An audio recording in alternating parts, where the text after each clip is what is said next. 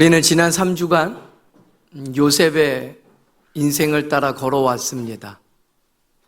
끝인 줄 알았던 자리에서, 가장 낮아진 자리에서도, 심지어 잊혀진 자리에서도 보이지 않아도 함께 하시는 하나님을 만났습니다.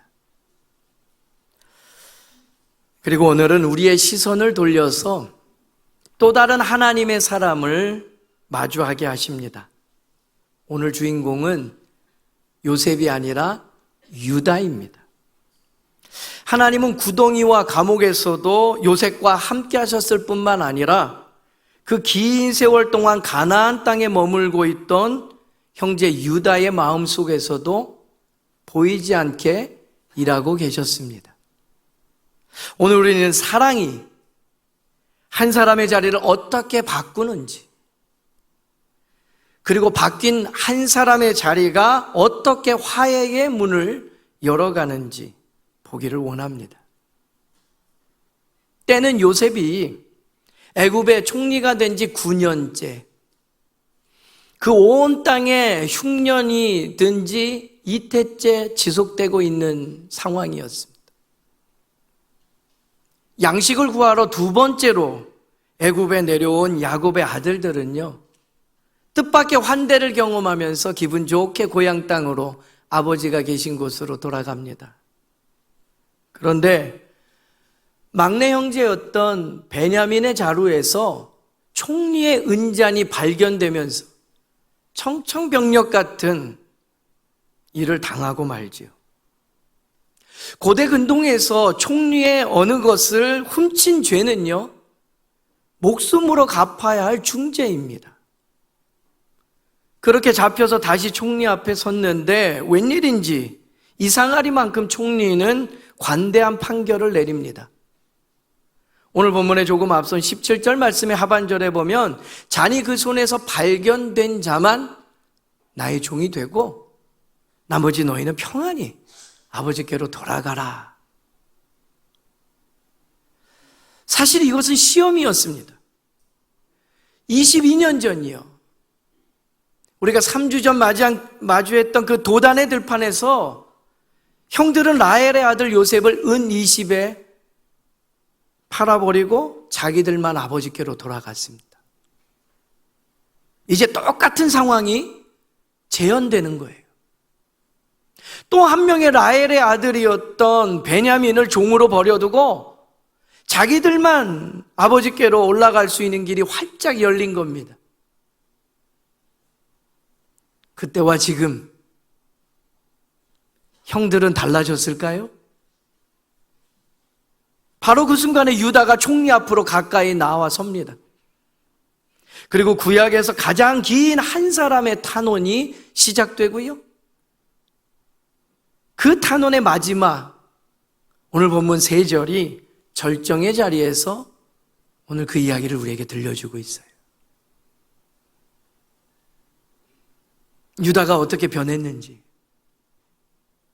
그 유다를 통해서 보이지 않아도 함께 하시는 하나님의 일하심이 어떤 것인지 오늘 말씀 속에서 3가지로 또 그 은혜를 나누고자 합니다. 첫 번째 우리에게 주시는 말씀은요, 사랑은 약속을 기억하게 만들더라라는 거죠. 오늘 본문을 시작하는 32절의 말씀입니다. 한 목소리로 읽겠습니다. 주의 종이 내 아버지에게 아이를 담보하기를, 내가 이를 아버지께로 데리고 돌아오지 아니하면 영영이 아버지께 죄짐을 지리이다 하였사오니. 유다는요, 총리 앞에서 자기가 아버지께 드린 약속을 꺼내놓습니다. 여기 담보하다라는 단어가 등장을 해요. 고대 근동의 법적 용어입니다. 보증인이라는 거죠. 보증인이 무엇입니까? 누구입니까? 채무자가 갚지 못하면 내 몸으로, 내 생으로 대신 갚겠다라고 약속하는 말입니다. 담보라는 건요, 자기 인생을 저당 잡히는 무서운 약속이에요. 그런데 22년 전 유다는 어떠했습니까? 그때 유다의 입에서 나온 말은 이것이었어요. 37장까지 거슬러 올라갑니다. 야곱의 아들들이 어린 시절에, 조금 더 젊었던 시절에 벌어졌던 일이요. 37장 27절 말씀이에요. 유다가 형제들에게 이야기합니다. 자, 요셉을 이스마엘 사람들에게 팔자. 그리고 우리의 손에는 더러운 것 묻히지 말자. 동생의 목숨을 은 20에 팔고자 앞장섰던 사람이 유다입니다. 그리고 형제들은 요셉이 입었던 채색 옷에 염소의 피를 묻혀서 아버지를 속이죠. 담보하거나 약속하는 것은커녕 책임조차 짓지 않고 도망친 세월이었습니다. 그런데 그랬던 유다가 지금 애굽 총리 앞에서 스스로 자기 약속을 상기시키고 있더라라는 거예요. 아무도 그에게 그 약속을 지키라고 강요하지 않았습니다. 총리마저도 그 잔이 발견된 사람만 나의 종이 된다라고 얘기했는데, 그 말은 다시 말하면 법적으로 유다는 지금 자유한 사람이에요. 그러나 사랑은 약속을 잊지 않습니다. 아버지 야곱의 늙은 얼굴이 떠오릅니다. 오늘 본문에 조금 앞선 30절 말씀을 보면 총리에게 유다가 이야기합니다. 아버지의 생명과 이 아이의 생명이 서로 하나로 묶여 있거늘 내가 이 아이 데리고 올라가지 아니하면 우리 아버지 큰 슬픔 중에 있을 겁니다 라고 말해요. 그 절절한 사랑을 아는 사람은 자기가 한 약속 앞에서 도망칠 수 없는 겁니다. 사랑하는 성도 여러분, 믿음의 사람은 약속을 기억하는 사람입니다. 편할 때 한 약속을 불편할 때 지키는 것, 그것이 사랑입니다. 그런데 세상은 반대로 움직이지요. 불편한 상황이 찾아왔습니다. 내가 어떻게 해결하지 못하는 갈등의 요소들이 생겼어요. 내가 헤어나지 못할 것 같아서 일단 던지고 봅니다. 그런데 어느 날 상황이 정리됐어요. 모든 게 평안해집니다. 구구절절하게 약속했던 것들은 이제 사라져버려요. 굳이 내 입으로 그것을 언급하면서 다시 꺼집어내지 않습니다. 그런데 진짜 사랑은 편할 때 한 약속, 그것을 불편할 때도 지켜나가는 거예요. 하나님께서 우리와 맺으신 언약을 한 번도 잊지 않으신 것처럼 사랑은 약속을 기억하게 만듭니다. 하나님의 사랑이 하나님의 언약을 기억나게 해서 아들을 주시기까지 우리를 사랑하신 줄로 믿습니다. 그럼 이제 궁금해져요. 유다가 왜 변했냐라는 거예요. 유다의 이 변화 뒤에 도대체 무엇이 있었을까 하는 궁금증이 있습니다. 여러분, 창세기에는요, 믿음의 조상 4명의 굵직한 이야기가 등장을 해요. 그 중에 창세기 37장부터 50장 끝까지 긴 장이 할애된 내용이 요셉의 이야기입니다. 우리가 그래서 이 여름을 요셉 이야기로 채워나가잖아요. 37장부터 그 이야기가 시작되고 요셉은 애굽으로 팔려가지요. 그리고 애굽에서의 이야기는 39장에서부터 이어져요. 요셉의 이야기의 시작의 한 중간에 창세기 38장을 보면 오늘의 주인공 유다 이야기가 기록되어져 나와요. 요셉의 인생인데 굳이 장면을 전환해서 유다의 이야기를 꼭 집어 넣어야 될 이유가 무엇이었는가 궁금해집니다. 그런데 내용을 살펴보면 성경은 그 사이에 유다가 통과한 그 부끄러움의 세월을 낱낱이 기록하고 있어요. 시아버지 유다와 며느리 다말 사이에 정말 부끄럽고 민망한 이야기, 굳이 성경에 안 넣어도 될 만한 도덕적이지도 않고 교훈적이지도 않은 이야기. 그런데 그 세월이 동생을 팔았던 유다가 동생을 담보해서 내가 대신 서겠다라고 말하는 자리로 바꿔놓았더라라는 거예요. 창세기 38장의 이야기의 끝에 보면 자기의 죄가 낱낱이 드러났을 때 결국 유다는 창세기 38장 26절 말씀에 보게 되면 그 모든 것을 알고 인정하면서 그 며느리가 나보다 옳다라는 낮아진 마음의 고백을 이어가게 됩니다. 그 낮아짐의 시간을 통해서 하나님께서는 보이지 않게 하나님의 사람 유다를 빚어가고 계셨던 겁니다. 그렇게 하나님께서 요셉을 준비시키시는 동안 유다를 또 만들어 가시면서 오늘 둘이 만난 그 자리에 그 사랑이 바뀐 자리를 경험한 유다가 내가 모든 것을 담보하겠습니다라고 대신 서는 사람으로 서게 되었다라는 거죠. 이것이 이어지는 두 번째 우리에게 주신 하나님의 음성이에요. 사랑은 대신 서게 하더라. 은혜를 경험하고 약속을 기억하는 사람은 그 굳은 자리 다시 대신 서는 자리로 택하여 서더라라는 오늘 본문에 이어지는 33절 말씀입니다. 한 목소리로 읽겠습니다. 이제 주의 종으로 그 아이를 대신하여 머물러 있어 내 주의 종이 되게 하시고 그 아이는 그의 형제들과 함께 올려 보내소서. 아멘. 이제 유다는 담대히 청합니다. 대신하여 내가 서게 해달라고. 모리아산에서 하나님께서 아들을 바치라라고 말씀하셨을 때 아브라함이요 그 믿음의 행위를 하기 위해 오르습니다. 그리고 마침내 아들을 바치려 할 때 하나님께서 예비해 놓으신 양을 발견하게 하시죠.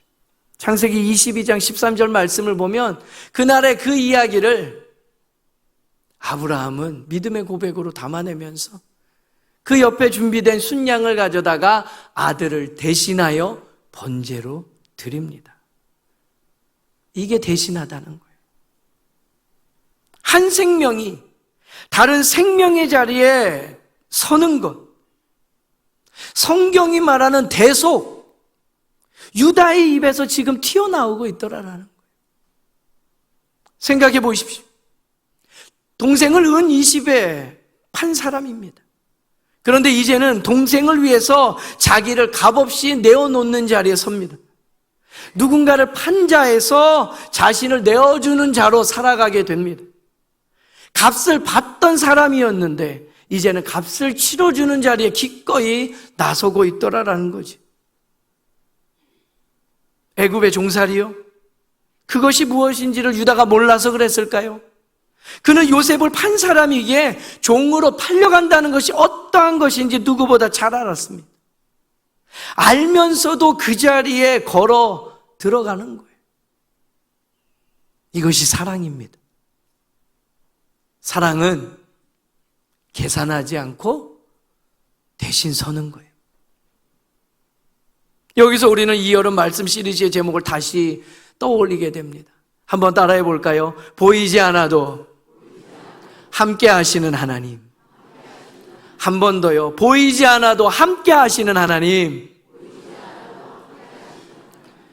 예, 함께 하시는 하나님은 요셉을 총리 높은 자리에만 나타나신 것이 아니라는 거예요. 22년 동안 완악한 한 사람의 마음을 부수고 녹이고 빚어가시면서 마침내 동생을 대신해 종이 되겠다라는 납자가 엎드린 자리까지 가게 하신 것.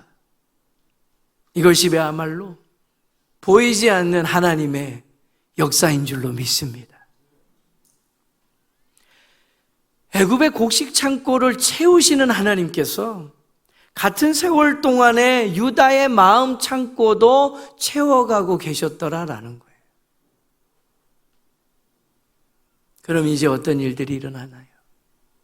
오늘 마지막 세 번째 우리에게 주시는 말씀입니다. 사랑은 화해의 문을 열게 하십니다. 오늘 본문의 마지막 34절의 말씀입니다. 한 목소리로 읽겠습니다. 그 아이가 나와 함께 가지 아니하면 내가 어찌 내 아버지에게로 올라갈 수 있으리까? 두렵건대 제가 내 아버지에게 미침을 보리이다. 유다의 탄원은요, 이 한마디로 끝이 나는 거예요. 이 아이 없이 어떻게 내가 아버지께로 올라갈 수 있겠습니까? 22년 전에는요, 동생 없이 아버지께로 올라갔던 사람이에요. 그런데 이제는 동생 없이 올라가는 그 길을 스스로 막아버리면서 외치는 거죠. 그리고 성경은 바로 다음 절에 이렇게 기록합니다. 창세기 45장 1절의 시작이 이러해요. 요셉이요, 총리로 있던 요셉이요, 시종하는 자들 많은 사람들이 있는 가운데 그 정을 억제하지 못해서 눈물을 터뜨려버리고 말아요. 유다의 말이 끝나는 그 자리에서 요셉의 울음이 터져 나옵니다. 22년간 닫혀있던 화해의 문이 한 사람이 자기를 내어놓는 그 자리에서 열리기 시작한 거예요. 여러분, 화해는 언제 시작됩니까? 잘잘못을 다 가리고 난 다음이 아니에요. 누군가 한 사람이요, 먼저 자기를 내어놓는 자리에서 시작되는 거예요. 초대교회 이와 같은 아름다운 이야기가 있습니다.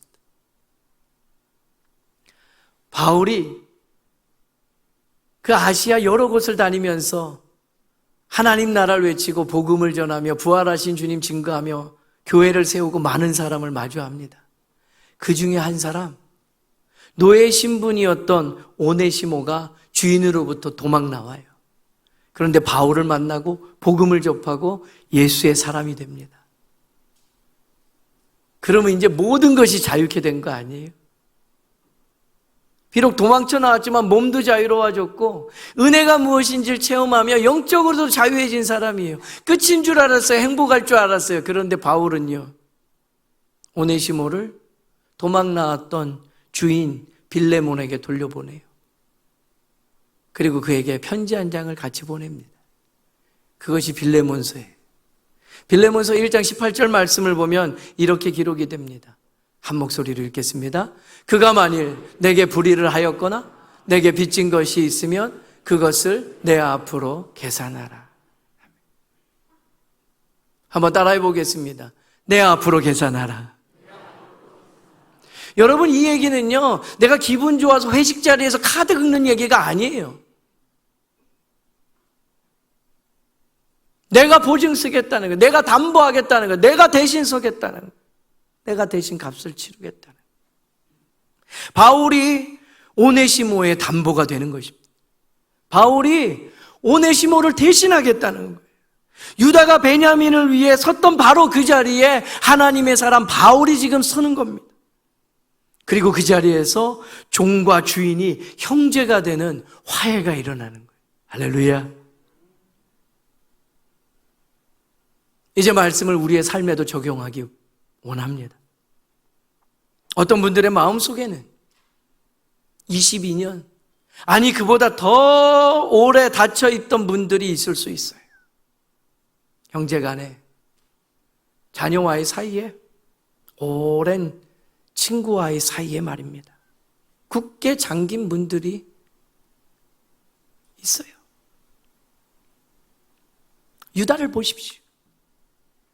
그리고 하나님께서는요, 지나온 세월을 통해 저와 여러분을 빚어오신 줄로 믿습니다. 여러분, 그 시간은 내 자존심 지키라고 허락하신 시간이 아니라는 거예요. 먼저 내어놓으라고 말씀하시는 겁니다. 가정에서, 이 믿음의 공동체에서 여러분이 먼저 담보가 되어주십시오. 가족 구성원 중 한 사람이요, 자기를 내어놓을 때 온 집안의 닫힌 문이 열리게 될 줄로 믿습니다. 직장에서, 교실에서, 관계가 끊어진 그 자리에서 먼저 다가가는 한 사람, 저와 여러분이 되길 바랍니다.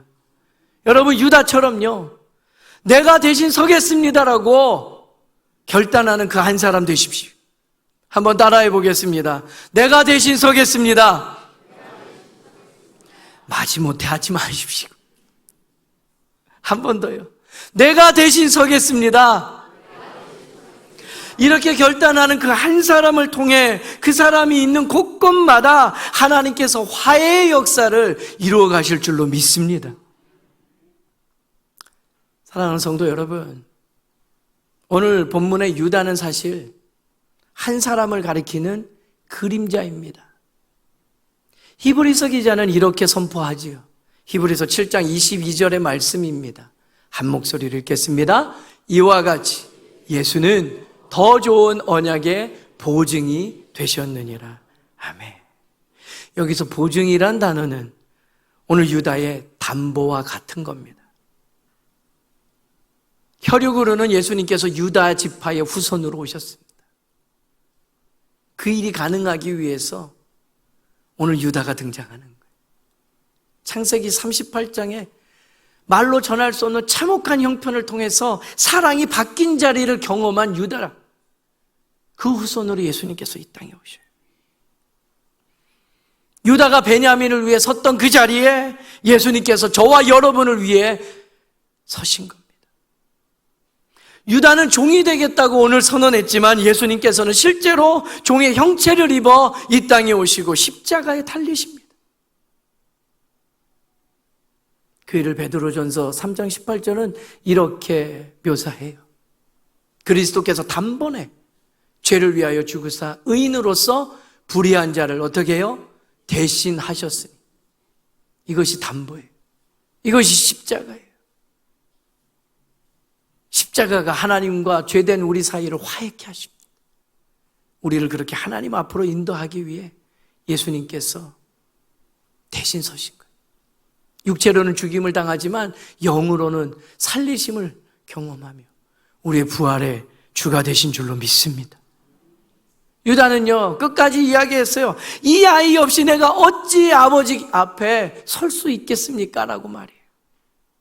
예수님께서도요, 우리 없이는 아버지께로 올라가실 수 없으셔서 십자가의 자리에 서기까지 내려오신 거예요.